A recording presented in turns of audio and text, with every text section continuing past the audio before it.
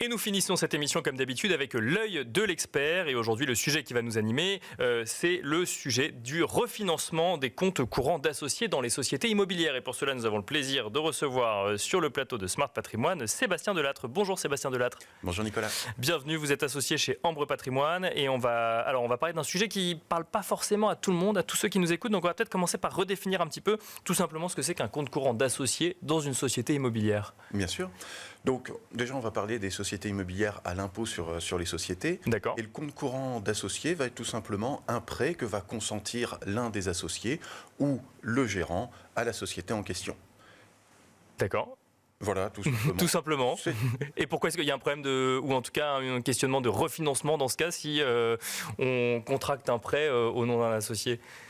Alors, ce n'est pas forcément un problème, mais c'est un manque de liquidité. D'accord. Parce que donc l'associé ou le gérant a mis du cash à l'intérieur et ce cash se trouve complètement bloqué à l'intérieur puisque ça a servi à acquérir un bien immobilier. Bien sûr. Et donc le refinancement, c'est pouvoir redevenir liquide tout en conservant le bien immobilier à l'intérieur de la société.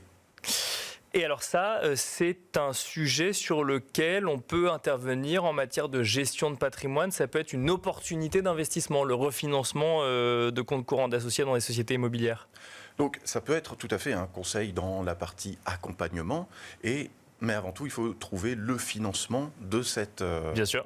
Le refinancement de ce compte courant d'associés, parce que toutes les banques n'interviennent pas sur ce sujet, et quand elles le font, elles imposent un certain nombre de contraintes qui peut gêner l'intérêt de l'opération, puisque pour faire simple, elles vont imposer de replacer chez elles, sur leurs produits financiers, une grande partie des fonds qui ont été levés. Et donc ça va empêcher l'associé de récupérer son capital pour pouvoir le réinvestir tel que lui le souhaitait réellement à la base. Une question avant peut-être que vous nous expliquiez concrètement le dispositif de refinancement. Si les comptes courants d'associés sont dans une société détenue en direct ou si c'est au travers d'une holding, comme on peut le voir régulièrement, ça change quelque chose effectivement dans le dispositif ? Vous avez tout à fait raison, on ne va pas aborder les choses de la même façon.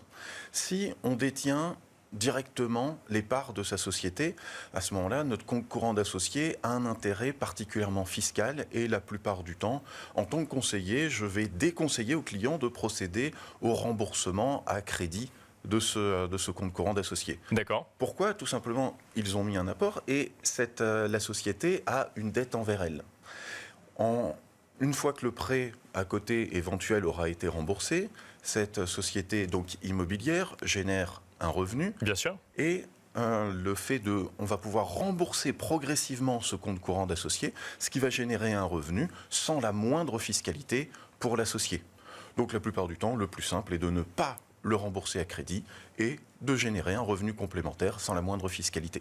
Alors, est-ce qu'on peut peut-être rentrer un petit peu plus dans le détail et expliquer concrètement comment se passe le refinancement d'un compte courant d'associé ?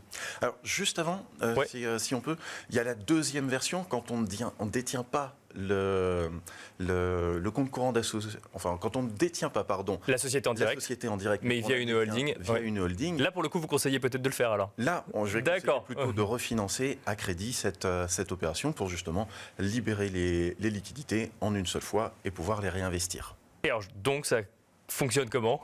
Alors, comment ça va fonctionner ?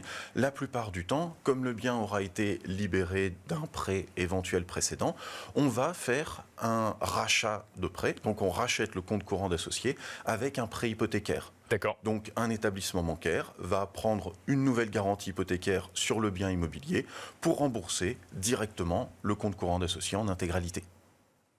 Et l'opération est bouclée. Et l'opération est bouclée, on a récupéré son cash qu'on va pouvoir réinvestir comme on l'entend. Ensuite, comme je le disais tout à l'heure, l'une des difficultés, c'est que la plupart des établissements bancaires français vont vouloir récupérer une partie de ce cash. Ensuite, il existe d'autres solutions, notamment en passant par des banques européennes, des banques allemandes et des banques belges qui ont une appétence hypothécaire différente des banques françaises et qui peuvent intervenir sur le territoire français et qui vont faire un prêt purement hypothécaire sans imposer de récupérer une partie des placements à côté.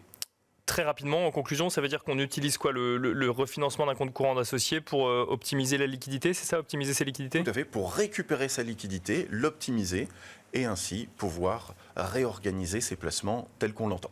Merci beaucoup Sébastien Delattre. Je rappelle que vous êtes associé chez Ambre Patrimoine et quant à nous, on se retrouve très vite sur Be Smart for Change.